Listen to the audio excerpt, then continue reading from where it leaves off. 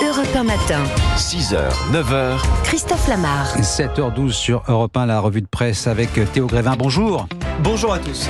Ce matin, les journaux reviennent évidemment en longueur sur la tentative d'assassinat contre Donald Trump samedi soir. Avec une photo que vous retrouvez en une photo pour l'histoire, celle de Donald Trump, le poing levé vers le ciel devant un drapeau américain. L'ancien président, l'oreille et le visage ensanglantés, le sait, il vient d'échapper de peu à la mort. Cet attentat qui fait de Trump un héros, titre la Dépêche du Midi. Attentat raté, Trump relancé pour le Télégramme.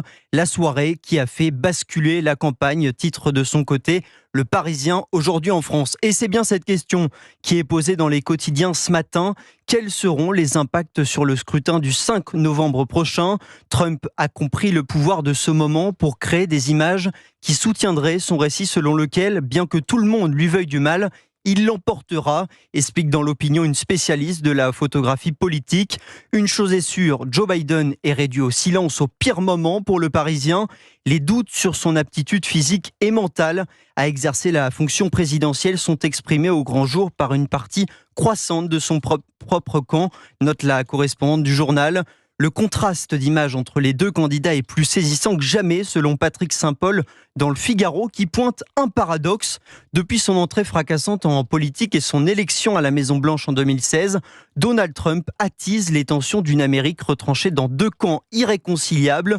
Mais aujourd'hui, ses rivaux sont piégés et ne peuvent que dénoncer les violences politiques qui mettent à mal la démocratie américaine. Et en France, pendant ce temps, c'est une semaine d'incertitude qui s'ouvre alors que la gauche n'arrive pas à se mettre d'accord sur un nom pour Matignon. Plusieurs dates clés sont à retenir. Plusieurs dates et un objectif, clarifier la situation. Ça commencera dès demain avec la démission du gouvernement Attal que devrait accepter Emmanuel Macron, suivi du vote pour élire le président de l'Assemblée nationale prévu jeudi.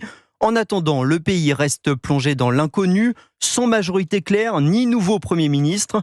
Le constat dressé dans l'opinion est sévère. Emmanuel Macron redoutait de subir une fin de mandat en pente douce. Le voilà qui décide de l'achever en chute libre. Son camp se divise, ses fidèles s'éloignent. Chacun n'en fait plus qu'à sa tête et personne n'écoute le boss.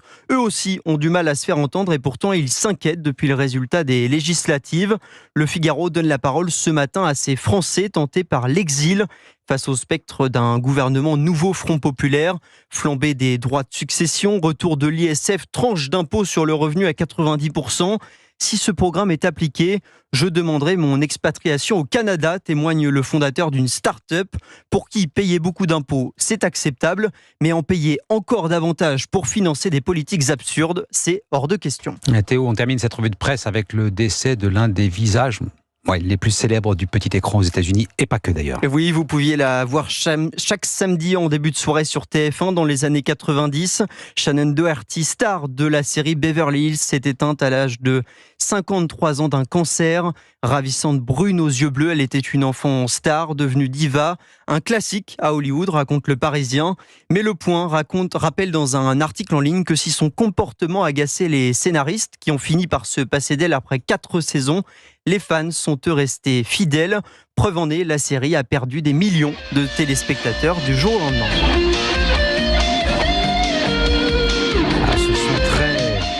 Ce générique très années 90, mais c'est vrai qu'il y a comme ça des actrices en l'espèce qui marquent tellement le scénario, les épisodes, que les gens finissent évidemment par l'abandonner en cours de route si par malheur les scénaristes ou les réalisateurs décident de s'en passer pour les épisodes suivants. Merci Théo Grévin, c'était votre revue de presse sur Europe 1.